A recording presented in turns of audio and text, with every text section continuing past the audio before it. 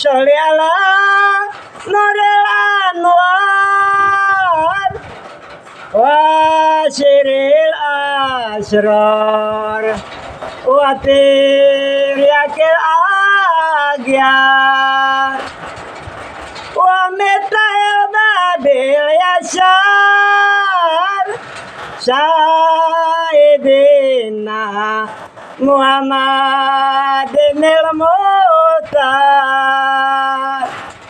wa alil atar wa asadil ayat adada ni'amillahi wa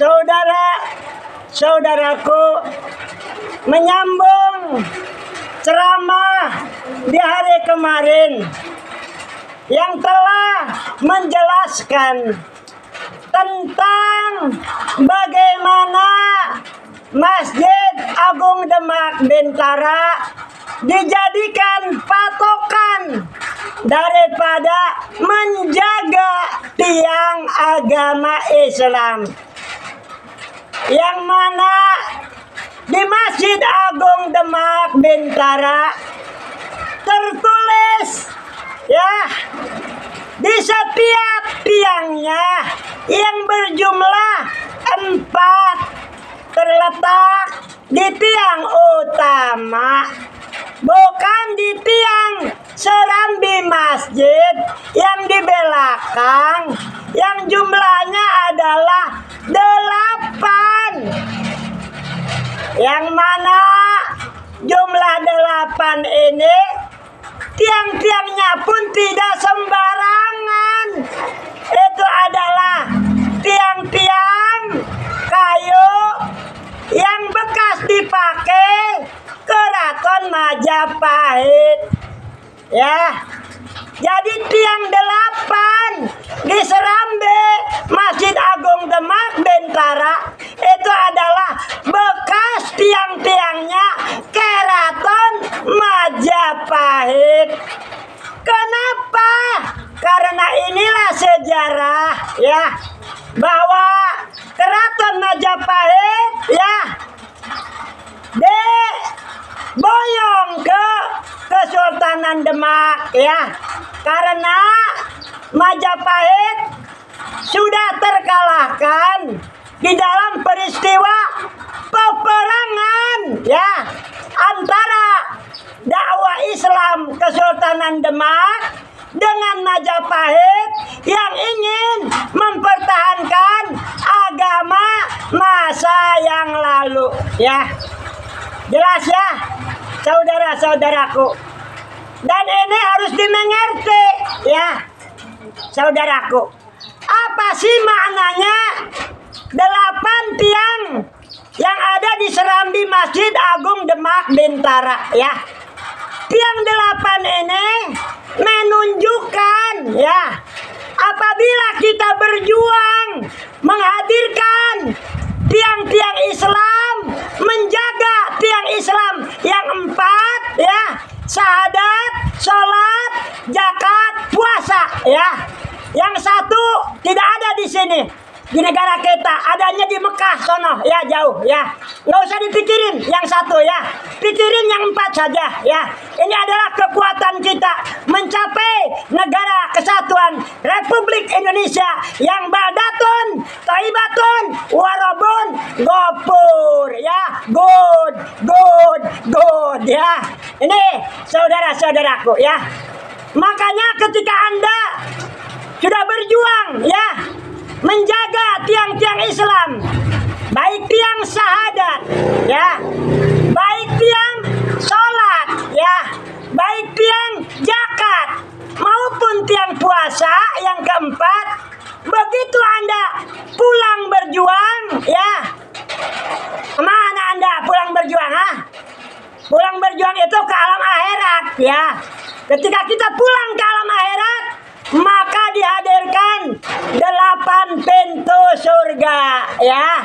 Jadi 8 tiang tiang Masjid Agung Demak Bintara melambangkan ya, sepulangnya kita berjuang, sekeluarnya kita berjuang masuk ke dalam surganya Allah Subhanahu wa Ta'ala ya, yang pintunya ada 8 ya, saudara-saudaraku ya.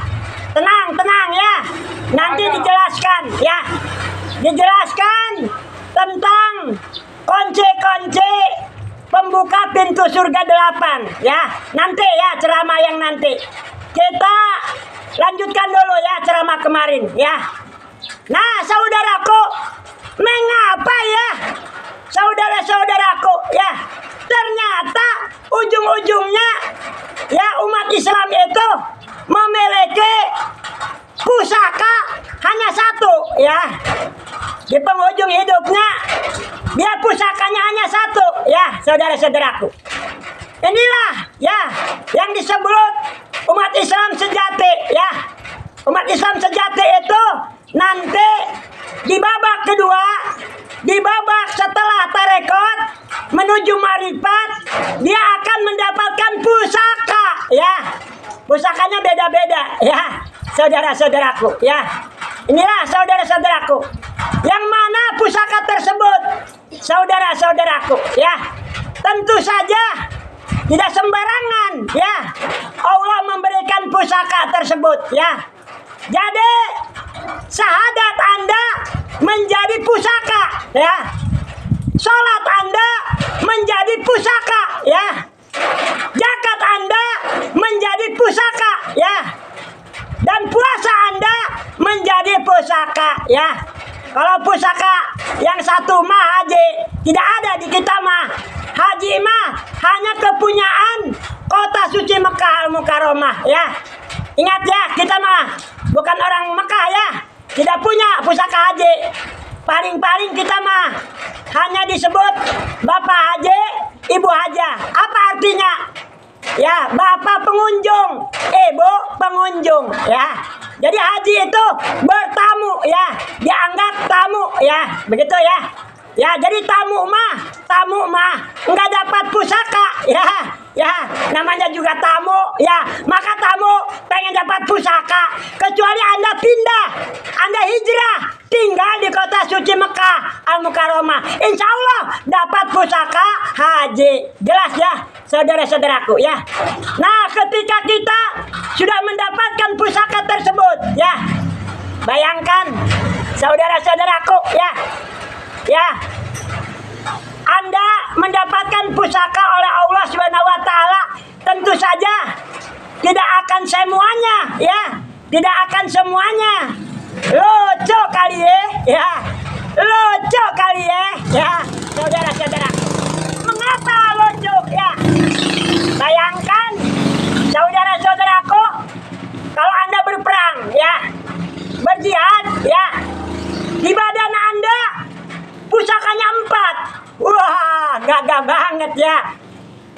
Di sebelah kanan ya, terselip ya, kujang ya, kujang. Di sebelah kiri terselip keris ya. Lalu di belakang ya ada pedang ya, di sini pedang. Di sebelah kiri belakang ada golok ya. Waduh, tentu saja dia ketawain Anda ya, lucu kali ya. Banyak pusaka ya, bayangkan saudaraku. Makanya Allah Subhanahu wa Ta'ala hanya memberikan satu pusaka pada orang-orang yang siap melawan musuh utama kehidupan. Siapakah musuh utama kehidupan? Pasukan Dajjal laknatullah, saudara-saudaraku. Jadi ketika kita berhadapan dengan Dajjal laknatullah, Allah akan memberikan salah satu pusaka saja ya. Serope pusakanya apa? Syahadat.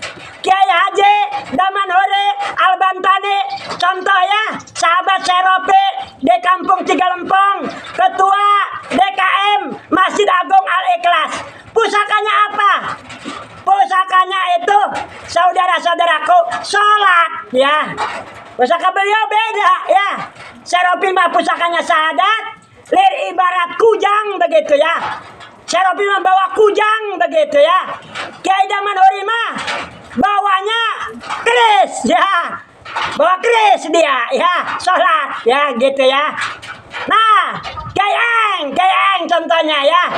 Karena dia banyak duit, mobil juga gagah dia mah, Pejaro ya. Punya mobil Pejaro ya.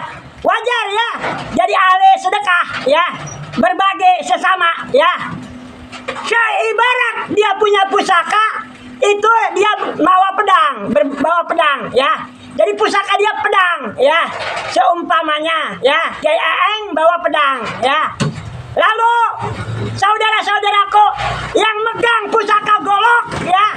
Yang megang pusaka goloknya siapa? Ya, ahli puasa ya. Contohnya Kiai Haji Muhammad Soleh ya. Kalau tadi Kiai Haji Eng Nur Aini ya bawa pusaka pedang ya. Pusaka goloknya ada deh Kiai Haji Muhammad Soleh ya. Begitulah contoh nih ya.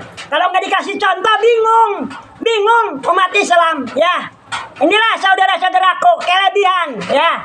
Kelebihan masing-masing pada umat baginda Rasulullah Muhammad SAW ya. Makanya Masjid Agung Demak Bintara ya sebagai patokan perjuangan kita saudara-saudaraku ya. Keberadaan Masjid Agung Demak Bintara adalah sebagai cerminan daripada perjuangan kita ya. 4 tiang tersebut melambangkan 4 orang ahli ya. Sekali lagi 4 orang ahli. Yang namanya ahli syahadat, ahli sholat, ahli zakat, ahli puasa, tentu saja sudah memiliki pusaka ya. Dan pusaka tersebut digunakan melawan kekuatan Dajjal laknatullah beserta pasukannya yang bergentayangan saudara-saudaraku ya. Jadi makanya Anda jangan menyepelekan Seropi ya. Tiap hari Seropi berjuang dengan senjata syahadat. Bawa kujang Seropi, kujang syahadat ya, melawan Dajjal. Kenapa Seropi membawa kujang syahadat? Karena Seropi darahnya adalah darah putra Pasundan ya. Putra Pasundan ya. Makanya wajar kalau Seropi mendukung Kang Deddy Mulyadi ya, KDM ya. Wajar impian orang Pasundan ingin menjadi presiden ya. Tetapi Seropi yakin bukan sekedar impian. Inilah saudaraku perputaran